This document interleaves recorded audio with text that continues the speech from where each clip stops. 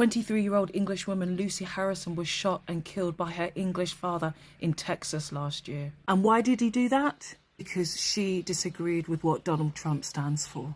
Lucy and her father were having a heated discussion about their political beliefs. And where the subject of Trump came up, Lucy made it very clear that she was anti-weapon, and she asked her father how he would feel if she was a victim of SA. He replied that he wouldn't really care because he had 2 daughters that lived with him, so of course it wouldn't affect him personally. But they apparently resolved their differences and were seen laughing and giggling throughout the day. Later, Lucy's father, Kirk Harrison, led her into another room where he shot and killed her.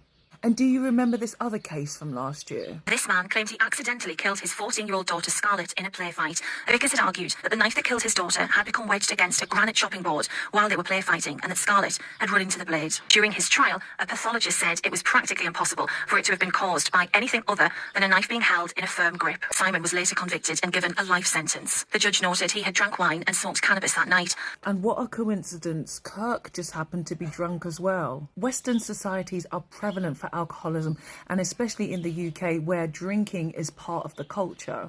The world is done with British tourists causing chaos. Regional governments are discussing blacklisting Brits in sesh-heavy hotspots Mallorca and Ibiza in response to excessive boozy antisocial behaviour.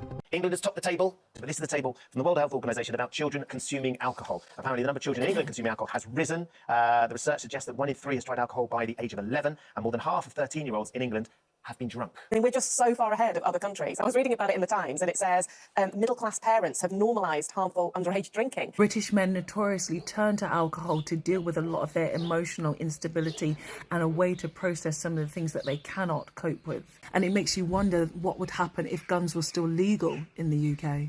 The USA has MAGA, UK has reform. Are English girls supposed to be grateful that guns aren't legal in the UK? It makes you really think what would happen if they were.